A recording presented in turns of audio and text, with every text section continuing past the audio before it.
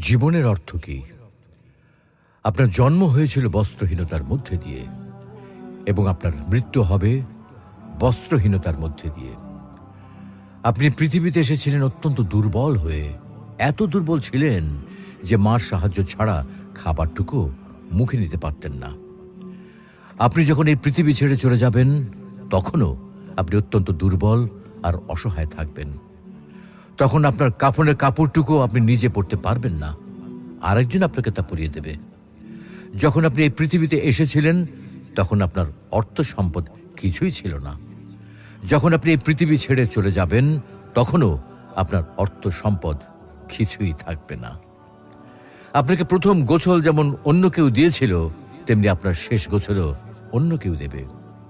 আপনি যেমন পৃথিবীতে একা এসেছিলেন, ঠিক তেমনিভাবে আপনাকে পৃথিবী থেকে একাই চলে যেতে হবে। আপনার সঙ্গে আপনার প্রিয়জন কেউ যাবেন না। হ্যাঁ, এটাই জীবন, এটাই তো জীবন। তাহলে কেন এত মারামারি, এত সংঘাত, এত হানাহানি? কেন এত বিদ্বেষ? কেন এত হিংসা? কেন এত বেইমানি?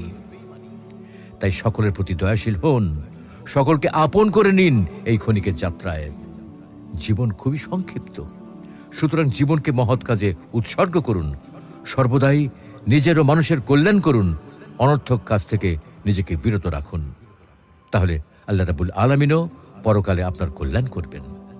পরিশেষে পবিত্র আল কোরআনুল করিমের এই আয়াতটির অর্থ গভীরভাবে অনুধাবন করুন আর ভাবতে থাকুন, মহান আল্লাহ রাব্বুল আলামিন আপনাকে লক্ষ্য করে কি বলছেন।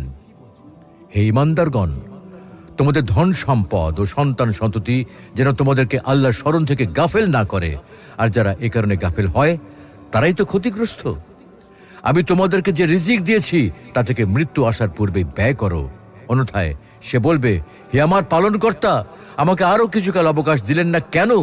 তাহলে আমি সাদকা করতাম এবং সৎকর্মীদের অন্তর্ভুক্ত হতাম। প্রত্যেক ব্যক্তির নির্ধারিত সময় অর্থাৎ মৃত্যু যখন উপস্থিত হবে, তখন আল্লাহ কাউকে সামান্যতম অবকাশ দেবেন না।